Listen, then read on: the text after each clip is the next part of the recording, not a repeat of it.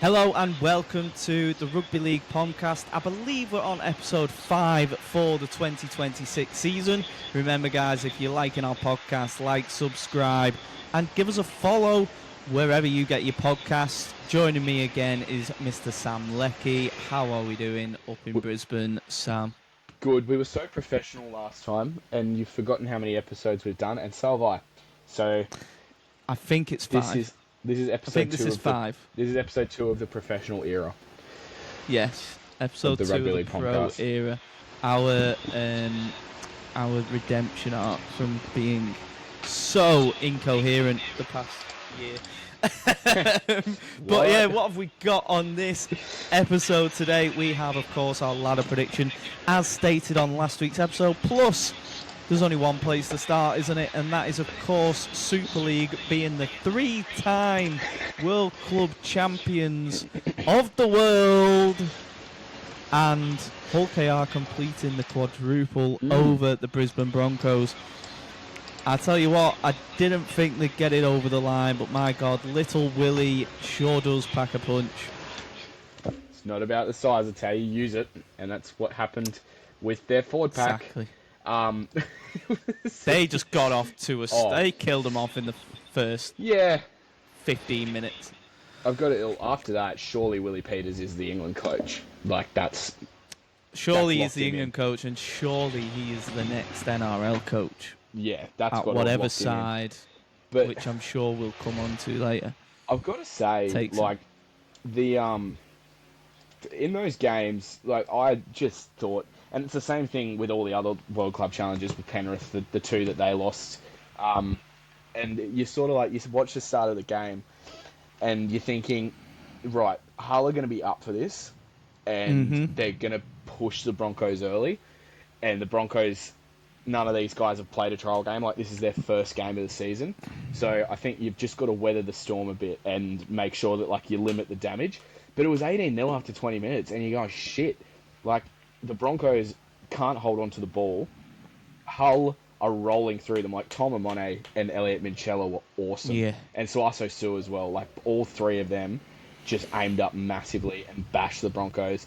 Their kicking was amazing. Like, the amount of times that you had Mikey Lewis putting up a kick, or Tyrone May sometimes as well putting up a kick, and then the outside backs of Hull were just slamming Karapani or Mariner or Walsh or whoever caught the ball, forced Walsh into an error. Tony Staggs had a shocker coming out of his own half in the first he had half. a shocking first Like, half. it was just a level of pressure that the Broncos, I don't know, were they just not expecting it? I feel like that might have been it, and you've got to limit the damage when you're not playing your best footy. And the Broncos did pretty well with that last year. Like, if they didn't start well, they did pretty well at limiting the damage and making it a total that they could rein in. But 18-0 after 20 minutes and 30-4 15 minutes after half time, you're like, even the Broncos, I think, are going to struggle to come back here. And in the end, it was goal kicking that hurt them. Like, it could have been 30-all, but yeah, unfortunately, Adam Reynolds' radar was off from the very start, and I guess that could be kicking in the cold conditions. It's different there as opposed to kicking in Australia. But, And the less hard ground. yeah, but I mean, it was just a great performance from Hull. Like, they played such high percentage footy in conditions that high percentage footy works. Like, it's cold and wet, and as you mentioned, the ground's a bit softer, so it's not quite as fast, the track underfoot, which is something the Broncos like and are used to playing out here. And you play high percentage footy, complete your sets, play the yardage game and the territory game, and it worked out for them. And like, a lot of their tries you can say were lucky, like a couple crash over tries, a couple of tries off kicks or rebounds or whatever. But if you're in the positions if you put yourself in the right positions, you will create your own luck, and that's exactly what Hull did. Absolutely. And you mentioned one player in particular who's had a couple of NRL stints and it's not worked out for him in Tom Amone. How has it not worked out for him over there? Because he's just an absolute demon. Yeah, I think when you talk about guys that that are Super League superstars but not quite reached that level in the NRL, I think about things that I've heard from guys like Mitchell Pearce, where he's talked about the training standards in the Super League being not not lower, but the way they train is different. Like in the NRL, it's fitness, fitness, fitness, grueling pre-seasons, military camps, you get spew buckets at training. And in the Super League, you don't quite have that. So I guess when guys, like he started off at South, I think he started, Tom Amone, and might have played a few games for the Tigers and the Bulldogs as well, and obviously went over to the Super League and has had much better stints there than what he did at any of his NRL clubs. Thanks to COVID. But I guess, like, if you're an NRL fringe player and used to that sort of training standard, but not excelling under that training standard, and go over to the Super League where you're coming up against guys that don't have the conditioning that you have, which isn't quite, like, it's not quite NRL level conditioning, but it seems to be better than the bottom 75% of Super League players, if you know what I mean. Like, just because they don't have that level of professionalism because of finances, basically.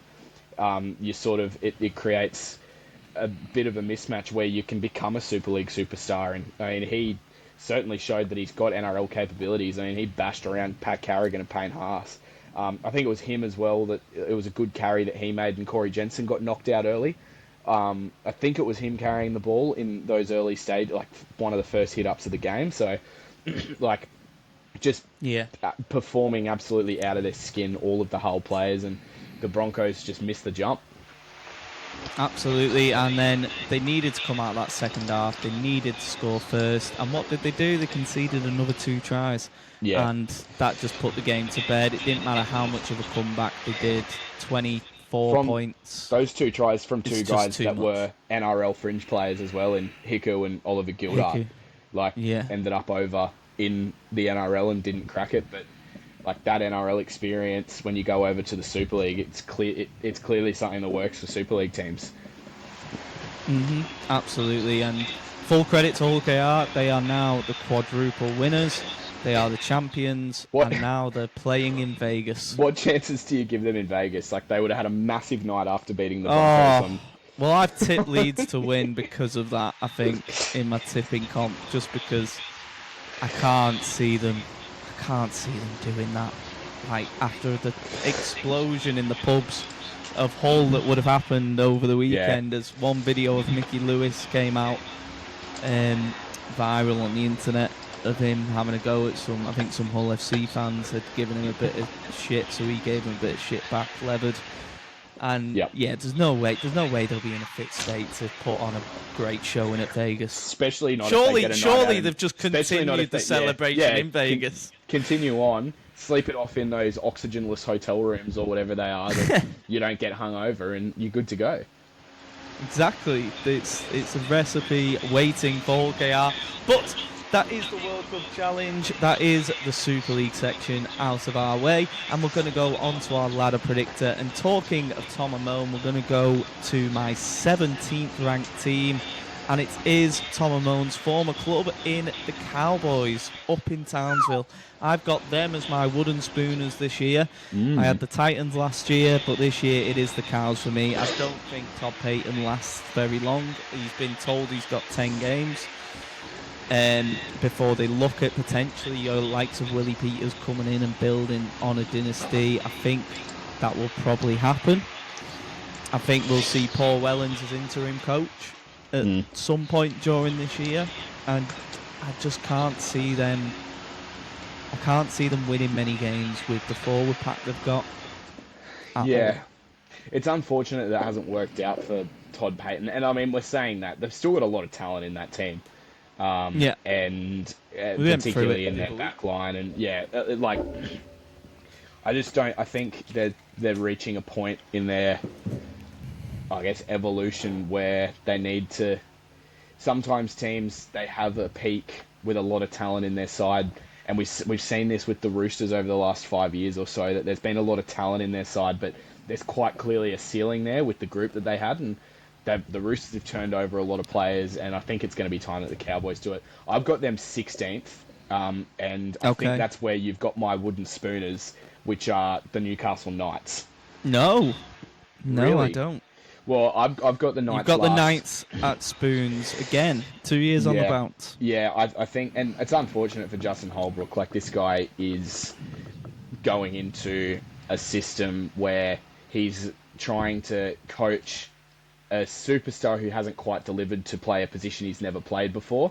He's got a young in Dylan Brown. He's got a young superstar playing a position he's never really played in the NRL.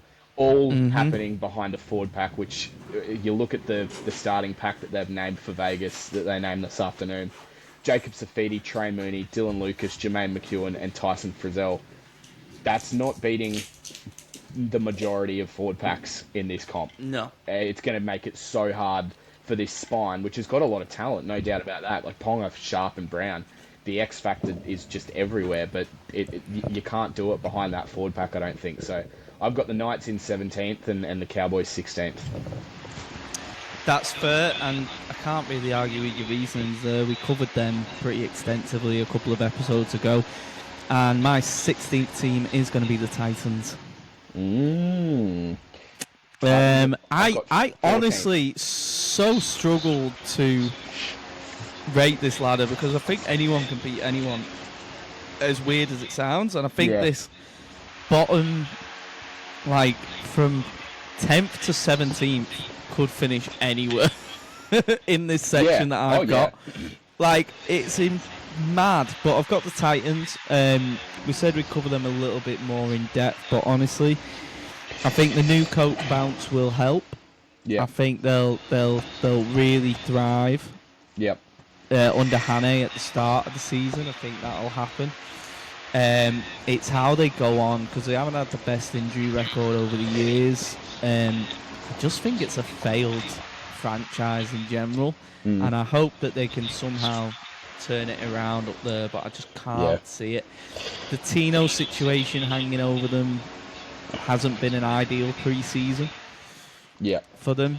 I know it's kind of been wrapped up now and secured, but, you know, it's one of them. I think, look, for the Titans, there's, and it's the same conversation we have about the Cowboys, there's a lot of talent in this team, and they pumped the Storm on the weekend in trials, and the Storm have never really taken trials that seriously. It's just to get minutes into guys, but I look at a team that's got Keanu Kinney in it, Jalen DeGroot, who was awesome in the trials, AJ Brimson, Jaden Campbell, Mo Fodawaker, Tino Fasua-Mala'awi, Cleese Haas, Cooper Bai. That's a team, both for more. That's a core of players that are all signed on there long term now. And I think Cooper Bai and Tino Fasua-Mala'awi recommitting the last couple of weeks is a positive for the direction that they're going. But that's why I've got them in 14th. Like, it's going to be a better year for them. And they'll probably push teams just simply because they've got that much talent that they can score points. But that's the challenge that's in front of Josh Hannay, is he's got to end the Frizzells and the new ownership team in Matty Johns and Gordon Tallis, is they've got to overhaul an entire system that hasn't worked for 16 years. Like, it's longer than that. It's going to be a big challenge, and it all starts this year, I guess, for them. And yeah, they'll win games. They will win games, and they'll probably pull off a couple of upsets here and there. But I just don't think it's a team with probably enough depth to cover for some of those guys that are going to inevitably end up in Origin. And they lost the main try scorer as well.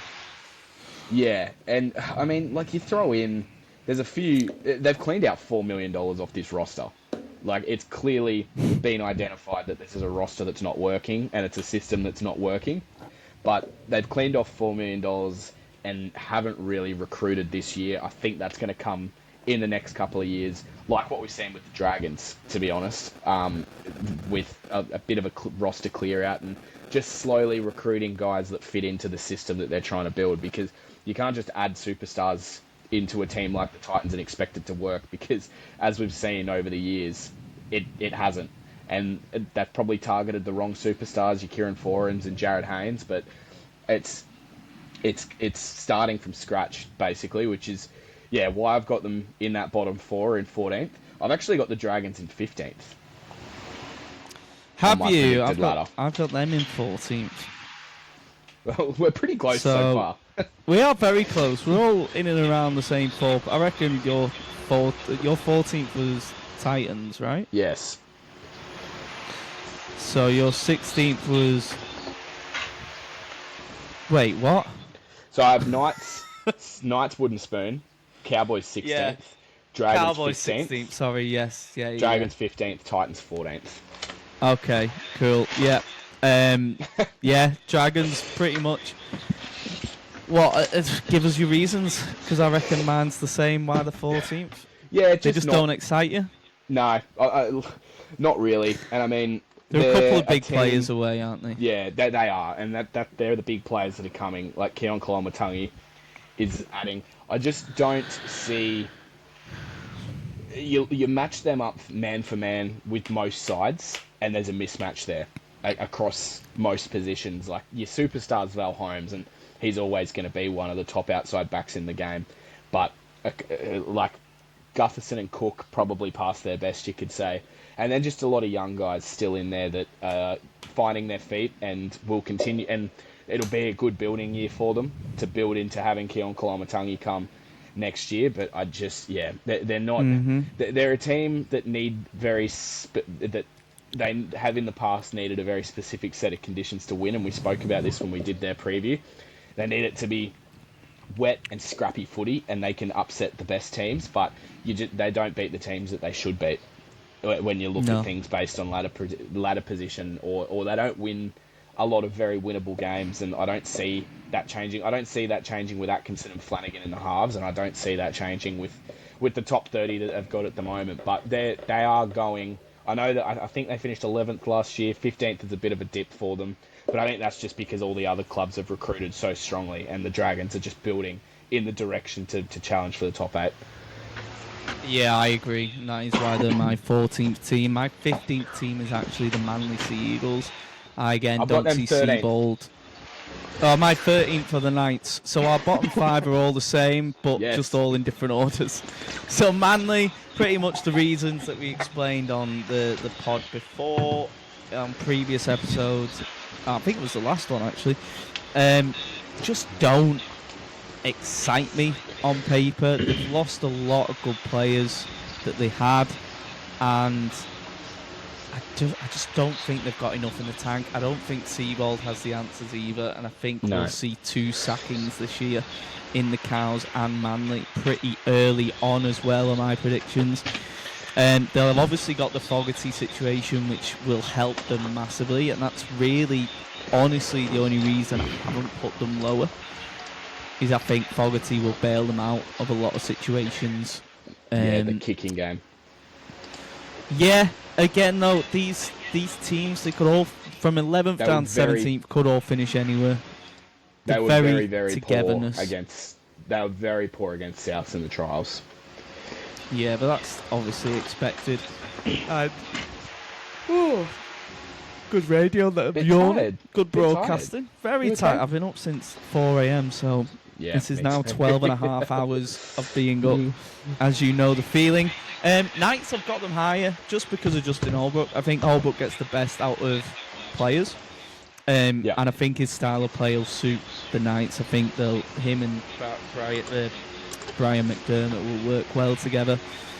Up there at the Knights, I think the attacking brand, the set pieces he'll do from the scrummage, from the scrums and etc. He'll do really well up there, and I think that will add to the inflated position as to why I've got them in the ladder. Up there in 13th. But again, could finish bottom. This ladder is, I mean, like anyone can kind of finish anywhere. There's massive upside for every team. There's also massive downside for most teams. So it's mental. Like even the guys who have got as minor premiers, you could argue could potentially finish 8th. It's that much of a thing. And so your 13th was Manly. Similar reasons, I'm assuming. Yep. Yeah, exactly. They're just. I think they've got talent there. Every team's got talent there. It's just the depth of talent and getting it to work. And Anthony Seabold hasn't got it to work so far. So I don't see that changing this year. Exactly. So let's do 12, 11, and 10 and see if we are all in the same ballpark. Because I've got in 12th the Eels. The 11th are the Warriors, and 10th the Tigers. I've got 12th of the Tigers, 11th are the Eels, and 10th are the Raiders.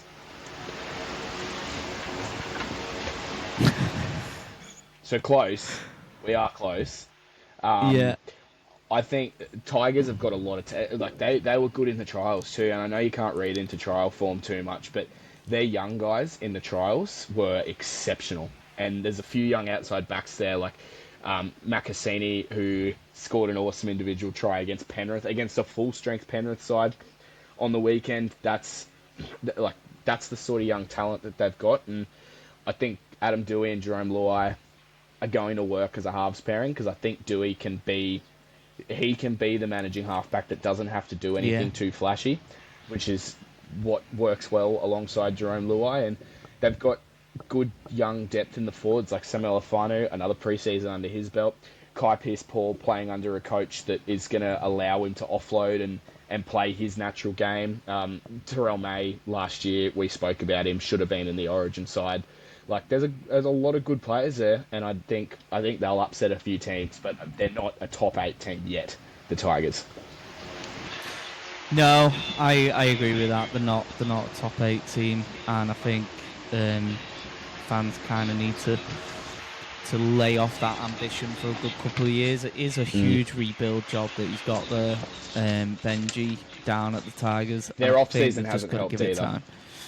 No, and we've just got to give it time. Obviously, they need to tie Bula down, and a few others that are out of contract, and they just need to kind of keep that momentum going, I think.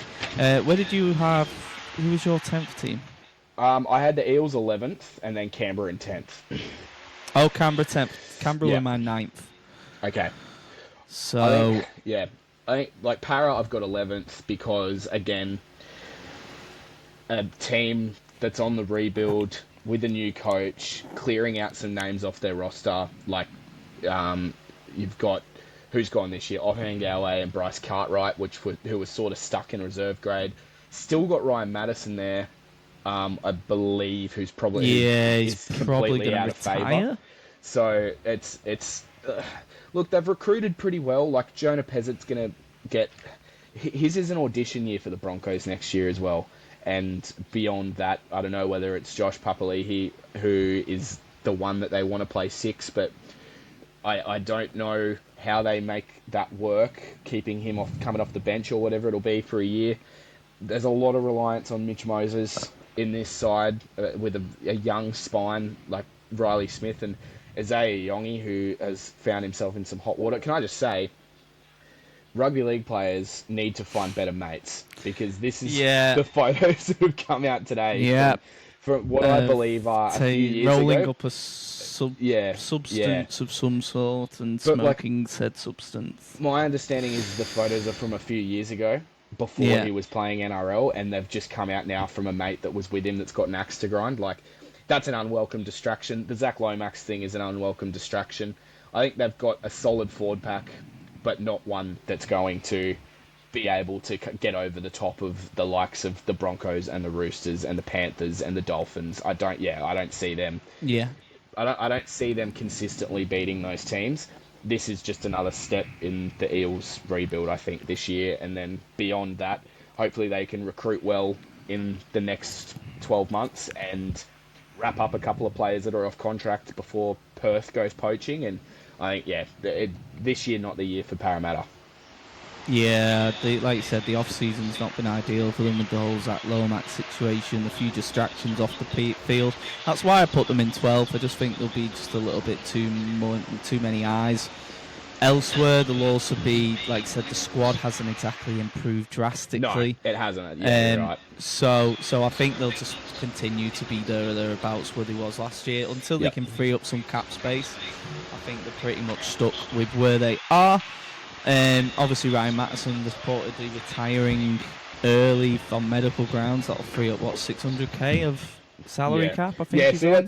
That's another issue they've had, is they've had a lot of, some pretty poor recruitment over the last few years, and a lot of guys that have come to the club on probably overs because they were struggling. And, they lost... We spoke about this last year. That, they lose Reid Marnie, don't really replace him.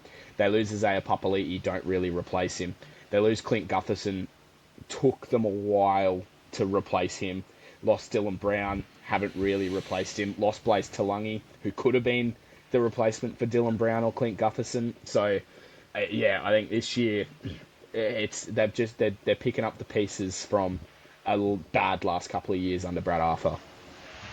Yeah, exactly that. I think that's pretty much it for them. My 9th team was Canberra. What was yours? Sorry. Your 19th, your 10th, you mean? So my 10th was the Tigers. My 9th's Canberra, and my 11th was the Wars. So I assumed your Wars would be 9th, so but I'm assuming not. I've got the Wars in the top 8, and I'll get to why. Oh, have you? There we go. I'll get to why in a bit. Canberra, Canberra missing the 8. I mean, that halves question is too big, I think, for me. Yeah. And that was the only reason I put them.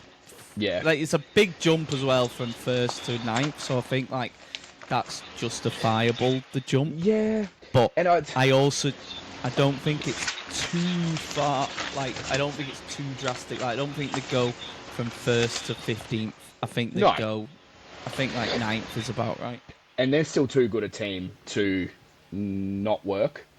For them not to win games against the teams that are below them. Like, that forward pack is the best forward pack in the comp. I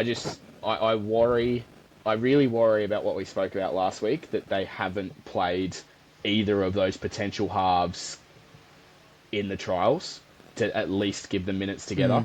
And I don't believe any of those 3, Ethan Strange, Kobe Black, or Ethan Sanders, were injured. So what combination they name next week is going to be interesting, and how it works is going to be interesting. And I also think that they're going to miss the experience of Jamal Fogarty, because you look at the rest of their spine, like Strange is still only 21, I think. KO Weeks, early 20s. And Paddy, also early 20s. So I think that experience of Fogarty really freed up that spine to do what they did last year. And I think they're going to have some teething issues in their second year together. Yeah, probably, to be fair. It's a weird one, isn't it? Like the Canberra, because of that. Because of that situation in the halves, it's a real tough one to actually predict. It's hard to predict because we haven't seen them play together. So exactly. Yeah. And I mean, Ethan Sanders could brain it and be the perfect foil for Strange and Weeks and the X factor that they have. Owen Paddy could have an awesome second year in the NRL, but it's so hard to predict, and there's so many other good teams in this comp that it's hard to pick the Raiders to finish above them against the teams that we know from last year work, or we've seen signs of already in the trials. Yeah, absolutely. Why is my Apple account just decided to poo itself? My top 8 starting off. So my Wars were in 11th. The reason so is just disrupted. Mitch Barnett obviously leaving the club today, as announced, due to family reasons. Before we get to the 8, I've got my controversial pick for 9th. Okay, go on. Which I haven't said. Melbourne. Oh, I think Melbourne missed the 8. I think Melbourne missed the 8. Again, you predicted this once before. I have, and I am determined to get one right eventually. With Melbourne, you predicted them 13th last time you did this, though, so not quite as drastic. Look, I think Bellamy re-signing for a long period of time, and also giving up on the New South Wales role that he had as like a coaching advisor or helper for Laurie Daly, kind of says to me that he knows that the Storm are going to be a couple of years to get back to that top 4 level. Like, I don't think they can reach. And like Pappenhausen being gone, Suafalongo still kind of an unknown prospect as a 1 in the NRL. Eli Katoa, a massive out. Like, that's going to stretch their depth in the back row. And I just think their depth across the board probably not quite where they would want it to be. And again, like, the Storm are always going to compete. They've got their systems that work, and they've got 3 of the best players in the world in Munster, Hughes, and Grant in the spine. But I think this year might be the down year for Melbourne, and they'll be back up in the top 4 year after, like, guarantee it. But I think this next 12 months is going to be a challenge for them. Yeah, I mean, I had them going lower than last year, but I didn't have them that low. So we shall see where our top eight's align. My top eight, just scraping in above Canberra for me, is the Cronulla Sharks in 8th position. The reason being, pretty substandard. Sharks, not recruited anyone, not changed anything. They'll be there or thereabouts. Yeah. Good forward pack, do the job. Pretty much it. Yeah, I've got the Warriors in 8th. I think it's going to be like an almost opposite season for them last year. Like, start of the season, brained it and lost a couple of big names. Like the Luke Metcalf and Mitch Barnett injuries were so massive for them. I think it's going to be an opposite. They might struggle to start the year, but Luke Metcalf coming back into the team and Mitch Barnett, I know today he said that he's coming back to Australia next year, but Mitch Barnett's a proven performer. I think those two coming back in, like probably after round 7, they're going to go on a run towards the back end of the year, and they're a great young group of players. Like they're young guys. Like Jackson Ford has been awesome in his time in the NRL so far, and will only get better. Dimitri Vaiamonga, Leka Halasima, they've got a lot of good young players there too, and I think they'll go on a bit of a run at the back end of the year. I think this is when James Fisher-Harris really puts his mark on the Warriors. Yeah, absolutely. I agree with that. I thought Mitch Barnett left with immediate effect today. No, he's coming back. Coming back at the end of the year. Coming back to Australia at the end of the year. That was one of the reasons why I put them in 11th, because I did all of this reasons. Today. Yeah. For his son's health. Health reasons for his son, yeah. Watch out for the Broncos in that recruiting scenario. I'll just say that. There we go. I mean, he is a New South Wales boy, though, isn't he? Yeah, and I assume he'd want to live in Sydney, which is when everyone's like, look out for the Roosters. But I don't know, the Broncos will go hard, and the Broncos are a family club who will do everything they can to rally around the Barnett family if they were potentially to go looking for him and give him every opportunity to have the help that he needs with his son. So keep an eye out. Yeah, my top 7 could literally finish anywhere. I've got the Bunnies in 7th and the Doggies in 6th. The Bunnies, I think, will have a drastic improvement on last year, mainly because they'll have players staying fit. They've recruited really well and really sharply. I think Jai Gray will be in a shoe-in at that fullback. How good did David Fafita look on Sunday? Mitchell, yeah, exactly. And he'll unlock Mitchell's centre form that I think his best position is centre. So I think unlocking that will be really good for the Bunnies, and that left edge will prove clinical. The Doggies I've got in 6th because I think they'll struggle early doors with a halfback combination, and I think that'll cost them a fair few points early on. But I think it'll be the opposite of last year. They'll rally round and later on go big and kind of pick up form coming into the finals, and I think that's where they will be. I've got the Sharks in 7th. I've got Souths in 6th. I've got the Dogs in 4th. I've got them still making the top 4. Okay. They looked clean. Like, I know that we've got those questions about the halves, but and Leo Thompson's going to be a big out to start the year, but they've got the depth to cover it. And I think, like, they looked clean in the trials. They look like a team that is well-oiled and ready. Like, they've got... It's sort of Penrith style, and probably not quite the talent that Penrith had at the start of their reign, but it's very much Cameron Ciraldo coming from Penrith, and they've got their system now. They know what works. Galvin and Burton will fit into it together based on what we've seen, and they'll. I know Burton's got a couple of question marks to start the year, but yeah, they look like a very well-oiled machine at the moment. That they do. Yeah, they'll be in the top 8 without a doubt. They'll be in finals playing that football. My 5th spot is the Storm. I've got the Storm missing out on top 4. Obviously, we talked a lot about the losses they have, and quite big losses. I think they'll get Zach Lomax over the line by round 3, and I think that will help them as well, and they'll have a real kicking edge. It's just how that fullback position will go with Farlongo and how fit he can stay, how well he'll adapt to that fullback spot with the absence of Pappenhausen this season. It's going to be huge for the Storm, and it's going to be telling on Craig Bellamy and his coaching it's probably one of the toughest years he's had to face as Storm coach, I think. Yeah.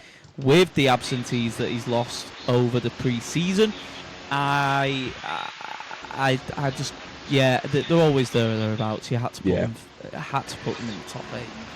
Couldn't be as bold as you to go for that ninth spot. It's easy to be bold when there's nothing to lose. Because well, exactly. At the end of because you know what I can say? If they don't make the 8 this year, I can say, look, Craig Bellamy keeps proving people wrong. It's very it's easy to do. Lose. With the Storm. Yeah. You can't lose.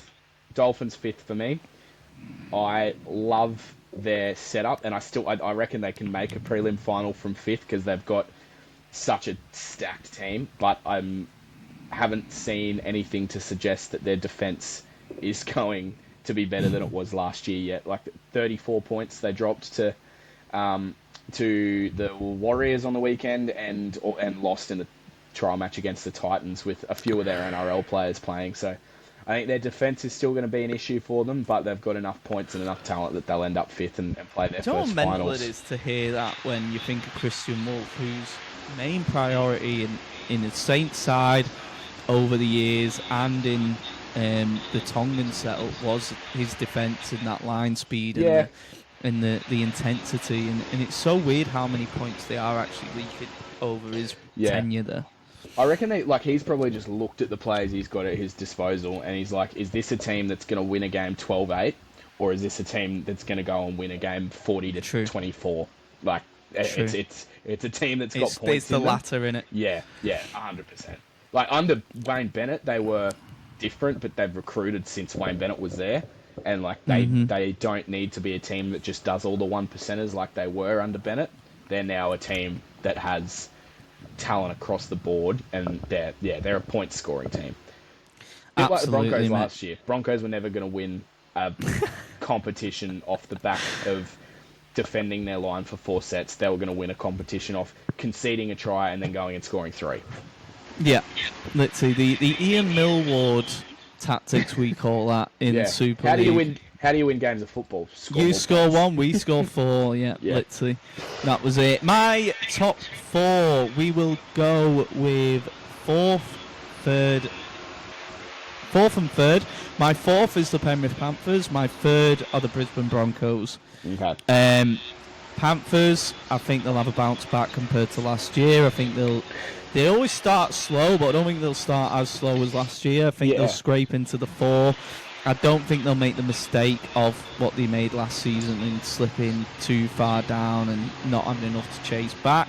The Broncos, they'll bounce back again after that World Cup challenge. I think they'll start stronger.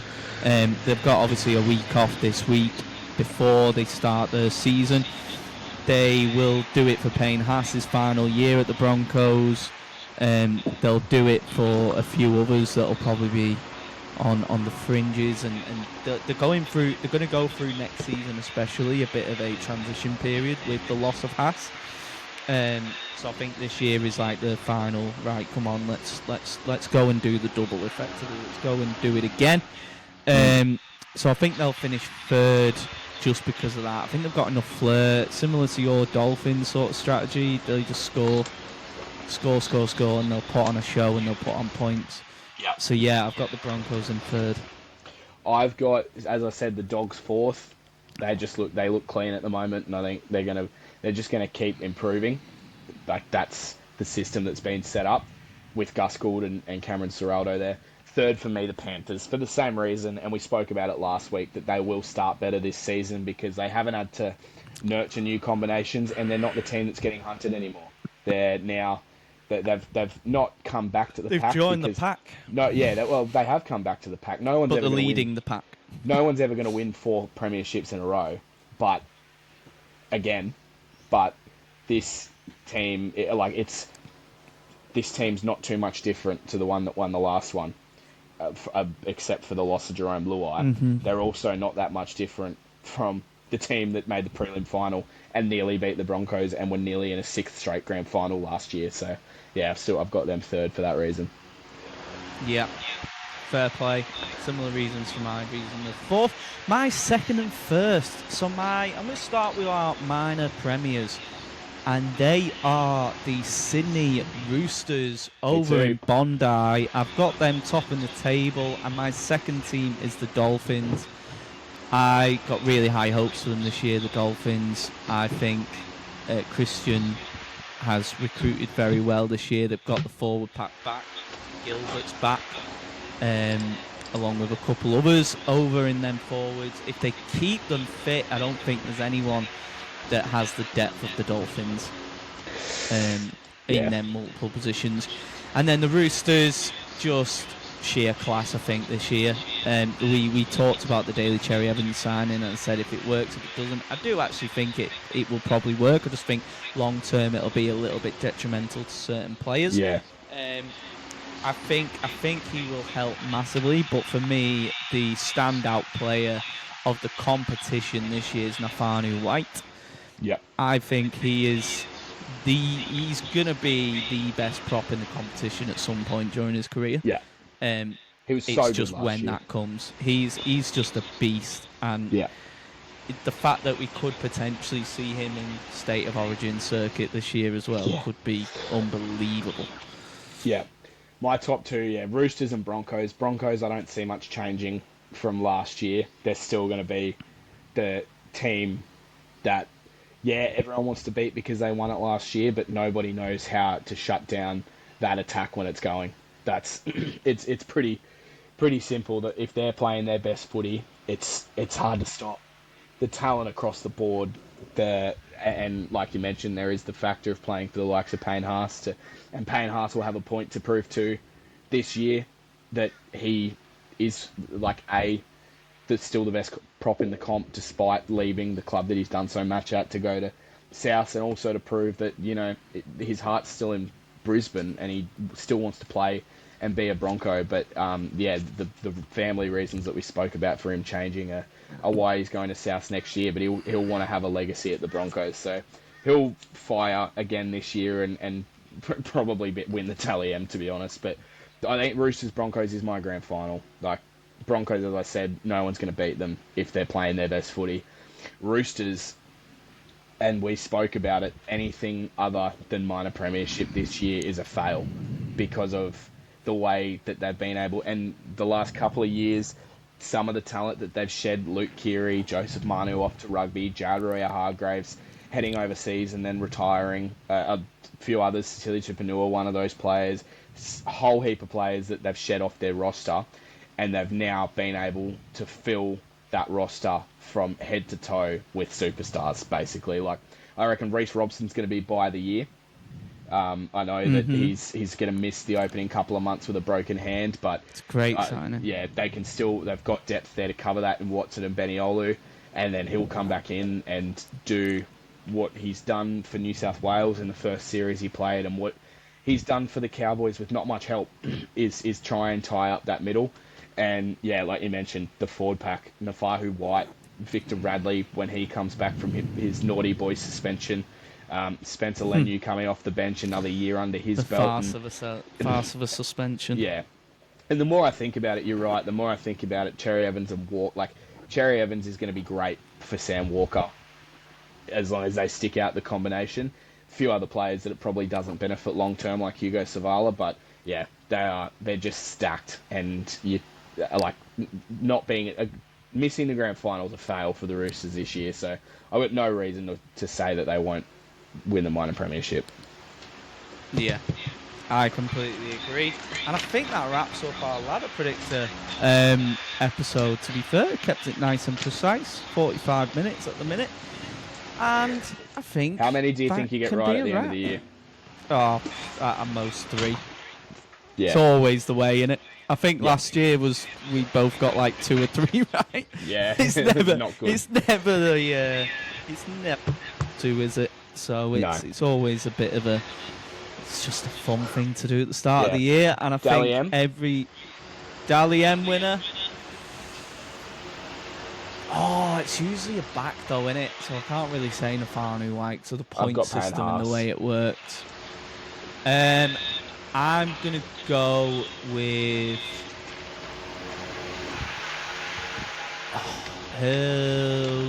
Katoa. Yeah. I've got Payne Haas, Daly M. Cool. Rookie, don't know many of them, to be honest. Matt Cassina from the Tigers. I love the look of him. Okay, there we go. Yep. We've got it. And yeah, because Super Leading League try games scorer. don't count on rookie anymore. So No. Leading try scorer. leading try scorer is Mark Nwangani Tuase. yeah, again, Yep. probably. And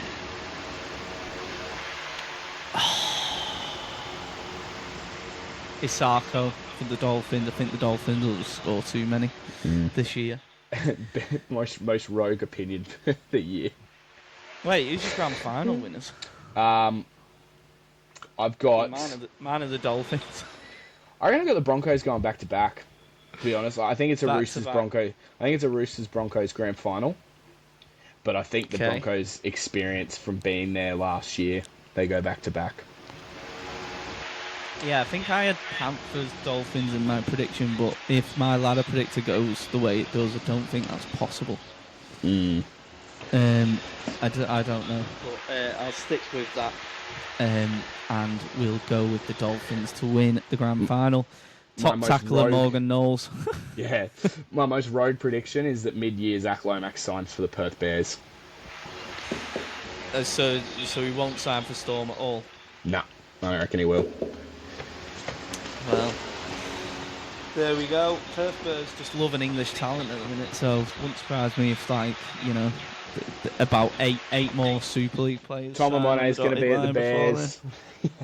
Yeah, he's going to cancel that 3-year deal he's got with OKR, and he's going to go to the Bears.